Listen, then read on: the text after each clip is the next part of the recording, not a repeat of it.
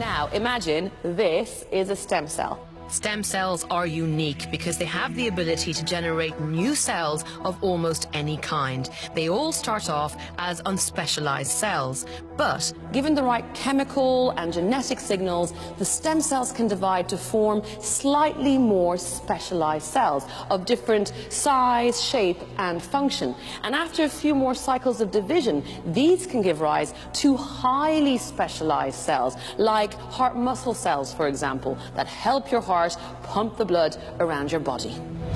Given a different set of signals, this same unspecialized stem cell can go down an alternative pathway and give rise to a different type of specialized cell, like a neuron that transmits electrical signals in the brain. compared with stem cells from embryos, adult stem cells give rise to a smaller number of cell types, usually those of the organ or tissue in which they're found. Now, researchers have found adult stem cells in more tissues than previously thought. Bone marrow, skin, brain, liver, eyes, and this has led to research into using the patient's own adult stem cells to repair damaged organs. Just bring your arms back of your head. And that's exactly the focus of the trial Michael Taylor is taking part in. Led by Professor Anthony Mather at the London Chest Hospital, the trial is vitally important because heart disease is still on the rise.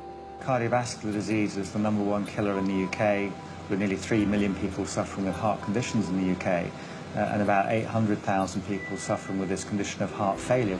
He's got a condition which makes the heart very weak and baggy, and it doesn't work very well as a pump.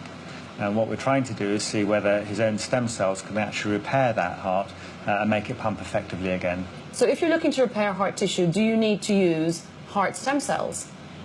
Ideally, yes. The problem is that there are very few of those cells in the heart, and we've only recently discovered that they're there.